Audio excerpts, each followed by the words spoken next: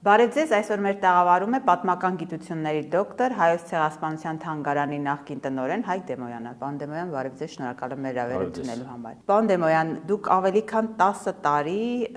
եղել եք թանգարանի տնօրեն։ Ես ուզում եմ դուք ներկայացնեք այդ տարիների ընթացքում երբևէ եղել է, որ ձեր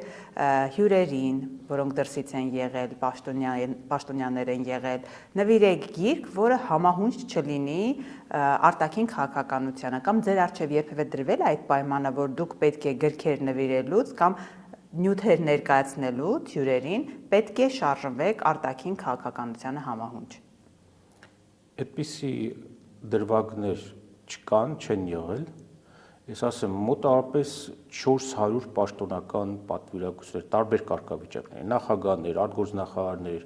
խոսնակներ, պատվիրակություններ խորհրդարանական եւ այլն կրոնական առաջնորդներ։ Այդ 10 եւ ավելի տարիների ընթացքում անձամբ եմ ես վարել, հա, դա ծանր աշխատանք է, նախապատրաստական մեծ ստրեսի հետ կապված, որովհետեւ ցանկացած դրվագ նամանավանդ հյուրեր կային, որոնք ուղիղ եթերով էին։ Հիշում եք, եթե նախագահներ էին գալիս, դա ուղիղ եթեր է։ Եղել է նաեւ արտգործնախարար նորից ուղիղ եթերով է եղել, ուրեմն եւ նաեւ ամենամեծ պատասխանատվությունը այն է, որ հյուրերը մինչ իրենց գործընկերոջ, ասենք նախագահին կամ արտգործնախարարին հանդիպեն, երբեմն արողակարգային այցի ժամանակ առաջինը գալիս էին Հայաստան առաջի տպավորությունը պետք է լիներ արողակարգային այց Ծիծեռնակաբերդ։ Ուրեմն այստեղ նախ չպետք է ուշանայր, երկրորդը պատրաստ պետք է լիներ եւ աշխատակազմը պետք է ճիշտ պահին, ճիշտ տեղերում լիներ, հա, եւ միշտ նկատի պետք է ունենայր արտակարգ իրավիճակ։ Ցանկացած բան կարող է լինի, հյուրի հետ կապված տեղում ոչ մի բան չես կարող իր աշխատել։ Բացառվում էր որևէ մեկ դրվագ, երբ որ արտգործնախարարությունից կամ պետական արողակարգից գային հետաքրքրվեն, եթե դա լուրջ անվտանգային խնդիր է եղել, այսինքն գրքերի հետ կապված չի։ Ինչ ենք մենք պատրաստվում հյուրին հանձնել։ Ներկայացնել։ Դա եղել է հեռախոսազանգով, որին ես ներկայացրել եմ, կամ եղել է շատ հանգիստ եղել ժամանակ իշխանությունը, որ որևէ արտակարգ իրավիճակ չլինի։ Պատրաստ ես, ես ասում եմ պատրաստ ես։ Ըստ որում ասում նույնիսկ եթե գալիս էր Պուտինը, Ռուսաստանի նախագահ, ես ինքս էի որոշում, թե ինչ պետք է տալ։ Եթե Հիլարի Քլինտոնն էր, հա, եկավ 2009-ին, դա պաշտոնական այց չէր, մասնավոր այց ձևակերպեց, ես ինքս եմ որոշել, այսինքն ինչ պետք է տամ, հուշանվերի տեսքով, թե գրքի տեսքով։ Եղել են նաև հյուրեր, արտգործնախարարը, ես տվել եմ իմ հեղինակային գիրք,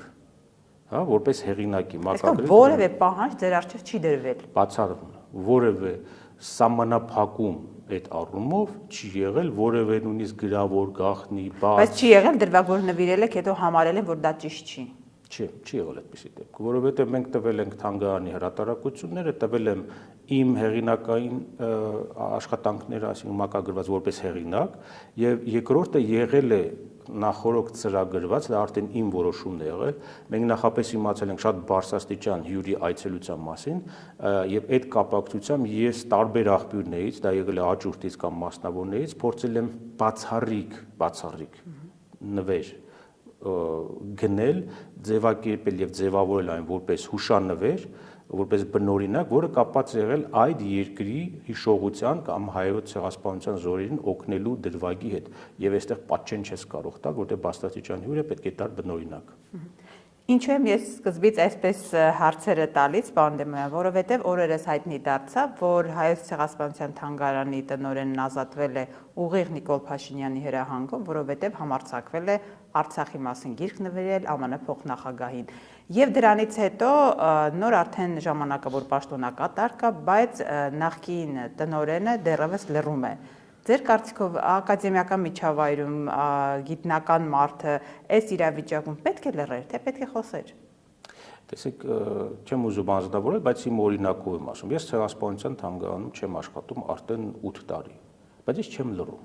Ես չեմ լռում գործադիրի, այդ թվում Նիկոլ Փաշինյանի կողմից հայոց ցեղասպանության փաստը ժխտելու հայտարարությունների կապակցությամբ։ Ես չեմ լռում հայոց ցեղասպանության թանգարանի շուրջ տեղի ունեցած կրիմինալ գործունեության վերաբերյալ, որի փաստեր ես պարբերաբար ստացել եւ լրացրել եմ աշխատանքի վերջի տարիներին եւ դրանից հետո։ Ես կարող էի լռել, այսինքն ապրել հանգիստ կյանքով, չէ՞, չթաթախվել դատագիրավական մեր կոռուպցիոն համակարգի հետ, վատամարդ չլինել շատ տարբեր անձանց հետ, հա, բայց ես չեմ լռում, որովհետեւ դա սկզբունքներ կան իմ մոտ, որոնք ես չեմ դավաճանում։ Հիմա ինչ վերաբերում է ակադեմիական ազատությանը, այո, այստեղ երկրորդ կարծիք չի կարող լինել։ Եթե Էդիտա Գզոյանի պարագայում վարվել են այսպես, ապա գիտնականի եւ քաղաքացիական գիտակցությունը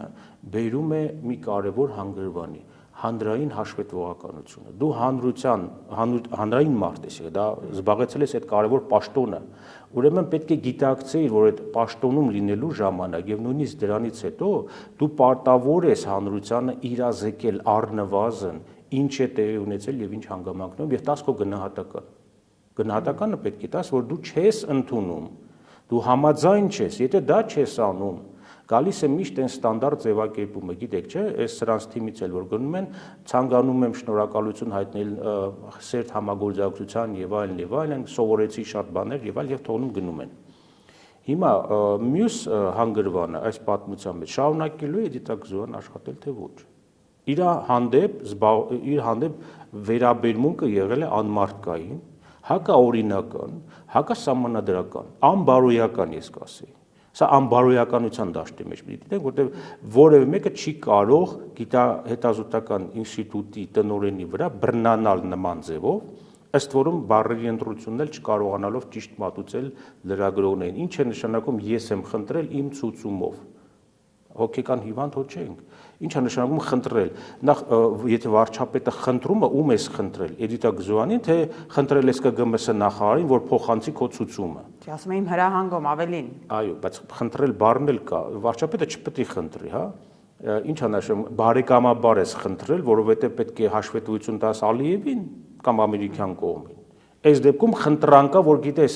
աղմուկ է եղել, դա էլ պետք է ամբողջը ասել։ Նիկոլ Պաշինյանը ամբողջ չի ասում պատմությունը, հա։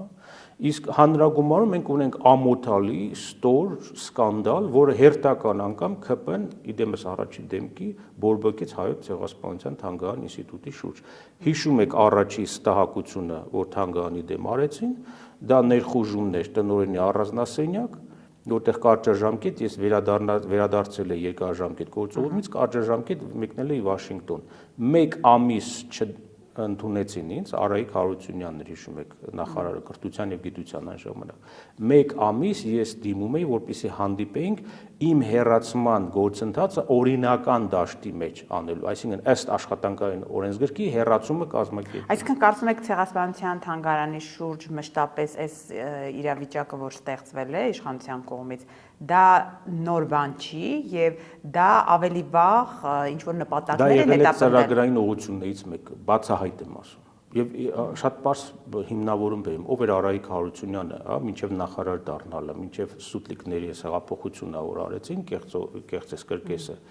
Արայիկ Հարությունյանը իր կենսագրության մեջ որ կարդում է գրված է, որ 4 տարի եղել է հայ-թուրքական երիտասարդական հաշտեցման հանձնաժողովի անդամ։ Հիմա ոչ մեր լրագրողները, ոչ մեր վայ քաղաքագետները, ոչ ընդդիմադիր կամ ընդդիմադիրները մի հատ չեն հարցնում, այ Արայիկ, դու որտեղ ես հայ-թուրքական հաշտեցման հանձնաժողովի նիստերին մասնակցել, Ստամբուլում կամ էլ որտեղ ես, կամ ինչպես ես հաշտեցում կազմակերպել, ձևաչափերը որտեղ եղել, հանդիպումներդ որտեղ ա եղել։ Իհարկե, ես պետք է հարց տամ, որ երբ դու ներխուժում ես տնօրենի սենյակ բացակայության պայմաններում, որտեղ անձնական գույքն է դրված, համակարգիչն է դրված, թանգարանային արժեքներ կային, արգխերով բերված այդ օրը Միացյալ Նահանգներից, որ մշակում հանձնում էի ֆոնդեր։ Երբ որ դու մտնում ես, ես քեզ նախարար չէի կարող այդ պահին ընդունել։ Ես քեզ ընդունում էի որպես հայ-թուրքական հաշտեցման հանձնաժողովի մեջ մտած գործիք։ Եվ ոչ մեկ չի ուզում խորամուխ լինել, որ սա եղել է հիմնական ուղղություններից մեկը՝ թիրախավորել թանգարանը չեզոքացնելու ձևով, որովհետև հետագա իրենց ամբողջ ծրագրային բանը կոդերը դրված է եղել մարգինալիզացնել հայոց ցեղասպանության հիշողությունը, մարգինալիզացնել հայոց ցեղասպանության թանգարանի ինստիտուտի գործունեությունը, իսկ որ դա միջազգային կլասի արդեն հաստատություն է եւ շատերը տխրում էին եւ այստեղ եւ Սփյուռքում, որ մենք միջազգային մակարդակի էինք բարձրացել աշխատանքները եւ ինքնուրույն օգնությունը թանգարանի, պարզել որ առաջին թիրախներից մեկը այս զարգացումների մեջ հայ-թուրքական սահմանի բացում հարաբերությունների հաստատում աչքի փուշը պետք է լիներ թանգարանը եւ իհարկե այդ թանգարանի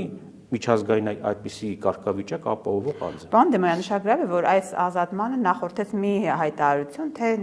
Էդիտա Գզոյանը աշխատանքից ազատվում է կրթության նախարարներ գիտության, ասում Ժաննա Անդրեասյանը, հուշարձանի շինարարության համար, վատ աշխատանքներ, ինչ որ թերացումների համար։ Հետո փոխվեց, հետո հասկացանք, թե իսկապես ինչն է իրական նպատակը։ Հիմա տնօրենը թանգարանի արդյոք այդ շինարարության համար պատասխանատու է։ Այս իրավիճակի մեջ վերանորոգումը ինչ տեղ է զբաղեցնում, այսպես ասած։ Տեսեք, ես ընդդիմադիր չեմ, ես քաղաքական մարդ չեմ, ես ակադեմիական շրջանակի մարդ։ Եթե ես հակառակ եմ խոսում կամ քննադատում եմ ներկա պայմանական իշխանություններին, շինծու, դա չի նշանակում ես ընդդիմադիր եմ։ Ես բացահայտումներ եմ անում, ես իրենց անունով եմ անվանում, ես փաստահեն տվյալներ եմ հնչեցնում եւ ես հաշվետու եմ հանրությանը։ Ես ընդդիմադիր չեմ։ Ես ուզում եմ խոսել այն բաների մասին եւ հիշատակել եմ ասել, որ նույնիսկ այդ քաղաքական ընդդիմությունը չի հիշատակում։ Այդքան էլ դրդում ես, հուշում ես, որ այս ուղությամբ գնացեք։ Մի հատ հարց տվեք, ինչու թանգարանը հանեցին Գիտությունների ակադեմիայի համակարգից 2017 թվականին, երբ որ Փաշինյան Նիկոլ եւ կրկեսային հեղափոխություն չկար, գկանք դրան։ Հիմա գանք հուշարձանին։ Ճիշտ ասած, ես էլ մի պա կարծեցի, որովհետեւ ապատերեկատվություն տարածեց Հրանուշ Խառատյանը, հիշում եք, հոգաբարձուների խորհրդի անդամ եւ Թավշյա այդ կեղծարարության գլխավոր սպասարկուն 2018, այսպես ասենք։ Ես էլ գրառում կատարեցի, կարծելով առաջին այդ օրը, երբ որ աղմուկ եղավ, որ փորձում են Էդիտա Գզոյանից ազատվել եւ նրա վրա լցնել ամբողջ մեղավորությունը, որտեղ քրեորեն պատժելի արարքը ակնհայտ է։ Դրա մասին հնչեցրել եմ եւս մեկ անգամ հնչեցնեմ։ Առանց հաստատված նախագծի, վերանորոգման նախագիծ կա, բայց բուն աշխատանքը սկսել, այսինքն գործիք աշխատացնելը, բանվոր բերելը այնտեղ չկա հաստատված նախագիծ։ Գիտեք ինչ է նշանակում, դա նշանակում է 4-5 հոգի պետք է ստորագրել, որից հետո շինարար մտնում է սկսում է քանդել, ապամոնտաժել քանդել, չէ, պետք է ապամոնտաժեին քարերը, որը ենթադրում էր ըստ նախագծի վերատեղադրել հետո։ Ահռելի գումար ամեն մեկ քարը վերատեղադրելու վրա հաշվարկված, որը շատ լուրջ կասկածներ է բերում, սա մի դրվագ։ Հիմա դա չեն արել։ Ամբողջ քարերը ապականել, ջարդել են եւ դա վերականգնելու ենթակա չի, հասկանում եք, սա արդեն վերականգնման ծրագիր չի։ Սա է խնդիրը։ Ես մտածեցի, որ Էդիտա Գզոյանը ուղղակի ամբողջ ուզում են այդ կուժուկուլեն ջարդեն Էդիտայի վրա եւ ազատվեն եւ փրկեն ԿԳՄՍ նախարար Ժաննա Անդրեասյանին այս պատմության մեջ։ Այսինքն դա ընդունված ձև է, հա, վարչարարության մեջ հին բարի ավանդույթներով գտնում են մեկին, ասում են այ դու ես մեղավորը, հանրությանն ասում ինքն էր մեղավորը։ Տվյալ դեպքում Էդիտայի մեղավորությունը շատ քիչ է, եթե նկատենք Փաշինյան, Ժաննա Անդրեասյան հաստատող նախագիծ, որովհետև նախագծային ինստիտուտի տնօրենը անձամբ տասնյակ մարդու ներկայությամբ ասեց, մենք աշխատանքը սկսել ենք առանց հաստատված նախագծի։ Այնտեղ բոլորը միամուռ են կարծիքին, որ դա հայտարարություն էր հանցագործության մասին։ Դա հայտարարություն էր հանցագործության մասին։ Հիմա պատվիրատու կողմը ով է ԿԳՄՍ նախարարությունը։ Ժաննա Անդրեասյանը։ Դրա համար է Ժաննա Անդրեասյանը 2.5 ամիս, սկսած հունվարի 1-ից 6-րդ անգամ է բարձրանում ցիցեռնակաբրատ։ Ոչ թե սրտացավության, այլ վախի պատճառով, որովհետև ամեն բա ես խոստացել եմ ձևակերպելու է հայտարարություն հանցագործության մասին։ Ուզում է ոսկեպատ դարձնեն այդ քանդած պատերը, ուզում է նորից նույն հանգից գնանք հար բերեն, միևնույն է հանրապետական նշանակության հուշարձանի բնօրինակ մասերը ոչնչացվել է անվերականգնելիորեն, այսինքն վերականգնել հնարավոր չի։ Դուք ուրիշ քար որ բերում, դա նույն քարը չի, ինչ որ բնօրինակն է 66-67 թվականին։ Սա ենք ասում։ Այստեղ չկա ընդդիմություն, դիմություն խաղ։ Այստեղ կա փաստերի հիման վրա իրավական ձևակերպումները, որը պետք է անեն մեր դատավորները, չեն անում քննիչները, քննչական մարմինները, այն որ մարդու իրավունքներից են խոսում, չգիտեմ, սահմանադրականություն, փաստերի ինչ որ հարթակներ կան եւ այլ, իրանք բարձրով է թույլ տալիս իրանք այդ թեման ուսումնասիրեն։ Ես առանց ազնվորումն ասում եմ փաստ հանցագործության արձանագրում։ Այստեղ պետք է հասկանանք, թե ինչու է ամեն շաբաթ Ժաննա Անդրեասյանը գնում, մատը այսպես ցուցադրում է քարերի վրա, այդպիսի կադր է ստանում։ հա, վերահսկվում է աշխատանքները, ոչ համոզիչ չի։ Դուք ոչնչացրել եք Հայոց ցեղասպանության հուշահամալիրի հետ հիշողության տաճարի 1/4 մասը։ Եթե հանրագումարով այս ամեն ինչը ներկայացնենք, ստացվում է ցեղասպանագետ մարդը ազատվում է աշխատանքից, գալիս է դիվանագետ, եթե չեմ սխալվում, Թաշյանը դիվանագետ է։ Սա ենթադրում է, որ իսկապես ընդ որում Թաշյանը նաև Փաշինյանի խորհրդական է եղել։ Սա ենթադրում է, որ ուղիղ Փաշինյանի հրահանգով է այսուհետ թանգարանը, ակադեմիական այդ միջավայրը շարժվելու։ Պետք չի ընդհանրապես Արցախի հետ կապված որևէ բան ասել, գիրք նվիրել, պետք չի ցեղասպանության թեման հյուրերի մոտ, չգիտեմ, այնպես ներկայացվել, ինչպես նախկինում։ Սա ինչ է այս փոփոխությունը նաև մեծ հաշվով, եթե դուրս գանք անձերից, մեծ հաշվով քաղաքական առումով ինչ է նշանակում։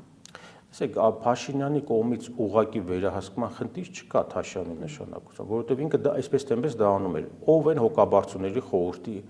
անդամներին ընտրում կամ համաձայնությամբ իրենց անունը դնում այդ որոշման տակ, որոշումով է ստորագրում։ Նիկոլ Փաշինյանը, չէ՞։ 2018 թվականի հունիսի 15-ին ես Երևանում էի, Նիկոլ Փաշինյանը կազմեց իր որոշմամբ հոգաբարձուների խորհուրդ։ Որևէ կոնֆլիկտ չկար այդ ժամանակ, հա, բախումը չէր եղել Արայիկի։ Ես Երևանում եմ 2 շաբաթ, կազմում են հոգաբարձուների խորհուրդ, նույնիսկ ինձ նախկին տնօրեն, որ ես ասել էի, չեմ ցանկանում շարունակել 2 ժամկետը լրացել է, ես այլ աշխատանքի եմ ուզում, դա ասել էի նաև Սերժ Սարգսյանին։ Գտնվելով Երևանում առաջարկ չեղավ, որ ես նույնիսկ լինեի ոչ թե հոգաբարձուների խորհրդի նախագահ, այլ անդամ։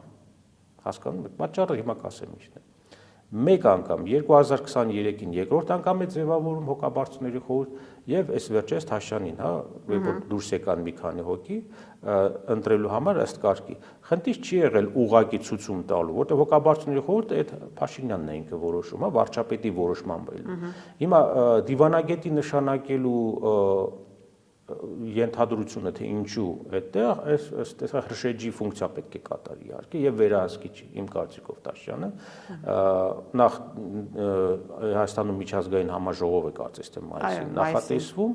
որպիսի այսպիսի բաները բացառվեն, հա, արտակարգ իրավիճակները ուղարկել են դիվանագետի։ Պարզը որ դիվանագետը գիտնական չի, ցեղասպանագետ չի, թանգարանային գործի մասնագետ չի, ժամանակավոր երևի ինձ թվում է նշանակում է եղել մինչեւ կանցնի վտանգը, հա, այսպես ասած, մինչև կընտրեն ինչ-որ մեկ յուրայինի, որովհետև եւ Հարություն Մարությանի, եւ Էդիտա Գզոյանի, եւ նաեւ Թաշյանի ուզենք թե չուզենք, այսպիսի հոգաբարձուների խորհրդի կազմով, որտեղ Փաշինյանը ընտրել է կամ ասել են ում պետք է դնեք, ավելի շուտ Փաշինյանը այդտեղ որոշիչ ձայն չունի, ասել են այս մարդկանց կդնեք, հիմնական նպատակներից եղել որ հանգարց ես չդնեմ թեկնածություն, հա, ես որ դնեմ արդեն որոշված լինի, որ ես անցողիկ չեմ, եղել է դա հիմնական նպատակը դա եղել։ Այսինքն հաջորդաբար այս հոգաբարձուների խորհրդի անդամները, սա մեղադրանքը, որ ես հնչեցրել եմ հարուցած քրեական գործի շրջանակում 2021 թվականին Հարություն Մարությանը հարուցել է հափշտակումների հիման վրա քրեական գործ։ Ես հրավիրվել եմ եւ տվել եմ իմ ցուցմունքները, մի մասը կորցրեց քննիչը, դրա հանրայնացրեցի, նաեւ հոգաբարձուների խորհրդի անդամները անուղակի հանցագից են տարբեր հանցագործություններ, որը իրականացվել է թանգարանի անվան տակ եւ թանգարանի ներսում։ Այս մասին ես հնչեցնում եմ։ Թանգարանի ներսում են կան տնօրինությունից աշխատող անձիկ, զորօրինակ փոխտնօրեն Սուրեն Մանուկյանը։ Լռում է։ Ինքը հոյակապ գիտի բոլոր տվյալները այս հանցագործությունների, մանրամասը մենք խոսել ենք, զրուցել ենք, բայց լռում է, չի խոսում։ Բայց երկու գործ իմ դեմ հարուցել է զրպարտության բանը, բայց այն միշտ հանցագործությունների պատմում լռում է։ Հիմա տեսեք, այս հոգաբարձուների խորհրդի խնդիրը ինչու առաջ եկավ։ Պետք է գնանք դեպի ակունքները։ Ինչու թանգարանը 2017-ին որոշվեց դուրս անել Գիտությունների ազգային ակադեմիայի համակարգի, չէ՞ որ հետազոտական ինստիտուտ էր։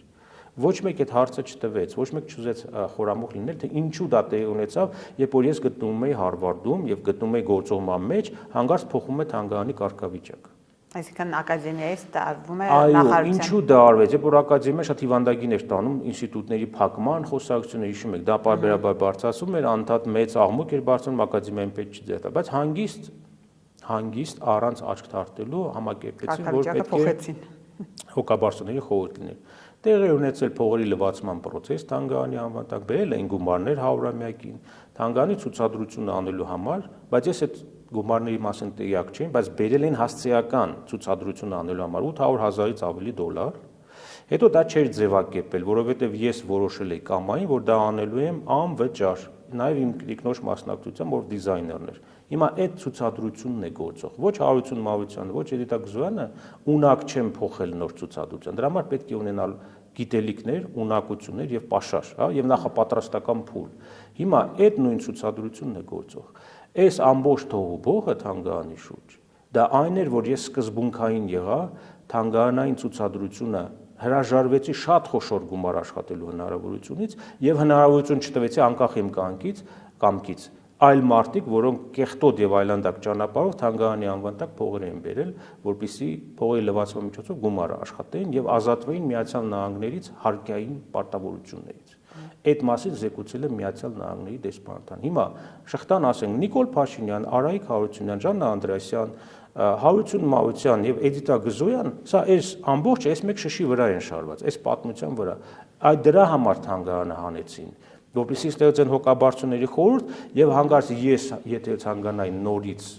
հա, տնօրենի տեխնացություն դնեի, շանսեր չունենայի։ Ամբողջ պատմությունը կարճ տարբերակով սա է։ Քրեական երկու գործ կա, որը չի վերաբացում եւ չի մտնում դատաքննության փուլ, որպեսզի այս բոլոր հարցերը քննվեն, կան իմ ցուցմունքները, ամենայն մանրամասնությամբ նախաքննությանը տրված։ Պարոն Դեմոյան, իրավիճակից այս կոնկրետ դուրս գանք եւ ավելի ընդհանրական երևույթը դիտարկենք։ Նիկոլ Փաշինյան արդեն ուղիղ տեքստով օրես ասաց, որ բոլոր այն մարդիկ, որոնք կարծում են, որ պետք է օրինակ Արցախյան շարժումը շարունակվի, Արցախի հետ կապված հարցեր ունեն, նրանք պատերազմ բերող, պատերազմի հրձիգներ են եւ միայն ես եմ խաղաղություն բերողը։ Հիմա այս խաղաղություն բերող մարդը կարծում է, որ ցեղասպանության թեման է խանգարում, այսինքն մեծ հաշվով եթե դիտարկում ենք երևույթը իշխանության համար ցեղասպանության հուշահամալիրը, ցեղասպանության թեման խանգարում է ընդհանրապես Ադրբեջանի Թուրքիայի հետ հարաբերությունների կառուցման համար այն տեսլականը, որը ինքը ունի, եւ արդյոք սա ընկալելի է հասարակության համար, այսինքն այս տարանջատումը, երբ որ Նիկոլ Փաշինյանը դնում է իր եւ արդեն մյուս ուժերի մեջ նախընտրական շրջանում, սա ցույց է տալիս, որ արտաքին քաղաքական կուրսի հետ կապված լուրջ վերանայումներ կլինեն, եթե օրինակ ինքը ընտրվի հունիսի 7-ից հետո։ Մի շատ կարող դիսկոմֆորտ կա Նիկոլ Փաշինյանի պարագայում, չգիտեմ ոնց է ինքը դրա հետ հաշտվելու, իր արտգործնախարարի անունը Արարատ է, եւ այդ Արարատը եղել է Հայոց ցեղասպանության Թանգարան ինստիտուտի ասպիրանտ, պաշտպանել է տեխնացուական տես Հայոց ցեղասպանության թեմայով։ Հիմա վերջերս նույն Արարատը ասում էր, որ ցեղասպանության ճանաչումը չպետք է լինի մեր արտաքին քաղաքականության օրակարգում։ Okay, լավ։ Հիմա դիվանագետ ես դարձել Արարատ եւ այլ։ Հիմա երբ որ Նիկոլ Փաշինյանը հանդես է գալիս Հայոց ցեղասպանության պատմությունը կամ դրա դրվագները ժխտելու եւ ժխտողական արտահայտությամբ, դա մասնագիտական տերմին եմ օգտագործում։ Ինչքան է, ասենք ԿՊԱ-ականները, ԿՊԱ-մեր շրջանակները պատեպատ իրենց տան, դա կոչվում է ժխտողականություն։ Հայաստանի Հանրապետության օրենքներով այդ օրենքը կարելի է գտնել։ Դա քրեորեն պատժելի արարք է, բացի նրանից, որ դա հակասահմանադրական է։ Ունենք գործող սահմանադրություն, չէ՞։ Դուք նկատի ունեք, որ ասել եք դեռ պետք է հասկանանք ինչպես է տեղ ունեցել։ Այո, դա ժխտողական հայտարարություն։ Ժխտողականությունը ինչի որ կանգնեն ասեն, գիտեք, եղել է կամ չի եղել ցեղասպանություն, ասում է որ չի եղել, եկեք քննենք։ Չէ, դա միայն դա չի ժխտողականություն։ Ցանկացած դրվագ եթե դուք ասկացի տակ ես դնում հոլոկոստի պարագայում, դա կոչվում է ժխտողականություն եւ դա քրեորեն պատժելի է։ Առավել եւս մեր երկրի օրենքներով Արարատ Միրզոյանը պետք է հասկանա եւ ասի, որ եկեք կալանեք բանին Նիկոլ Փաշինյանին, որովհետեւ նա նաև իմ աշխատանքն է, իմ գիտական հետազոտությունն է կասկածի տակ դնում, որտեղ ես ցեղասպանության գծով եմ պաշտպանում։ Արարատ Միրզոյանը հասկանալի պատճառով դա չի անում, հա, որովհետև մեր մոտ զուգահեռ իրականությունները, զուգահեռ բարոյականությունները այդ ռեժիմով են ապրում եւ աշխատում։ Հիմա գալով այդ հայտարարությանը պատերազմի եւ խաղաղության կրկին այս միջադեպից հետո ցեղասպանության Թանգարանի եւ Էդիտա Գզոյանի պատասխանը տվեց ով։ Քերքեջալով, հրհրալով պատասխանը տվեց Իլհամ Ալիևը։ Վերջին հայտարարությունները դա ստորացնել Նիկոլ Փաշինյանի միջոցով ստորացրեց նորից Հայաստանի Հանրապետության քաղաքացիներին, ներառյալ նաև հպարտներին, հա, դա հպարտ քաղաքացիներին։ Իլհամ Ալիևը հերթական անգամ հղպացած օգտագործելով այն տեսագրությունները, որ հրապարակում է նաև Նիկոլ Փաշինյանը, Բերանի խորոչում տեղ ունեցող process-ների հետ կապված, նա ասեց, որ ինքը հաշվի չի նստում Հայաստան կա թե չկա։ Ինչքան ուզում եք բարբաջեք այստեղ խաղաղությունից։ Հիմա այդ խաղաղությունը բրենդավորել են, կարծես թե միակ այդ խաղաղության տերը իրենք են։ Այսինքն խաղաղությունը որ լավ է, միայն իրենք են հասկանում։ Մենք էլ ենք ուզում խաղաղություն, բայց մենք ուզում ենք մի քիչ ավելի լավ, ավելի շատ խաղաղություն, քան իրենց ուզածն է։ Մեր ուզածը արժանապատիվ խաղաղությունն է, որ մեր վրա չծիծաղեն, այդ Նիկոլի վրա չեն ծիծաղում, են Նիկոլի միջոցով իմ ձեր վրա բոլոր քաղաքացիների եւ հայերի վրա է ծիծաղում, մեժելով նրանց պետականություն ունենալու իրավունքը։ Իսկ Նիկոլ Փաշինյանը ինչ անում է, հեծանիվակշում, ստիկներ ամենաառավոտ բաշխում, ուտելիքի տեսարաններ, բարեբախտաբար այլ, ասենք, սանիտարահիգիենիկ եւ կենցաղային այլ process-ներ մենք չենք տեսնում ուղիղ եթերով, բայց կարող է դա տեղի ունենա։ Այսինքն Նիկոլ Փաշինյանի կերպով այսօր մարգինալացվում է ոչ միայն խաղաղություն հասկացություն, այլ պետականությունը։ Իր կերպարով, այդ զավզակություններով, այդ անիմաստ կապկությունները, որ անում է ուղիղ եթերով, դա պետականության մարգինալիզացման ուր մնաց, ասենք, ցեղասպանության հարցը չանեն, հա։ Իհարկե ազդակներ պետք են թուրքերին։ Իհարկե ազդակներ պետք էր, որ ներխուժեցին տնօրենի սենյակ, հենց սկզբից, որ բացառեն իր մասնակցությունը, որովհետև իմ պարագայում, եթե ես ընդ հանգանում, այդ ժամանակ, հա, բոլորովին այլ արձագանք կլիներ, այսպիսի գործելավոճին։ Իհարկե հարցը կլուծվեր վայրկյանական, հա։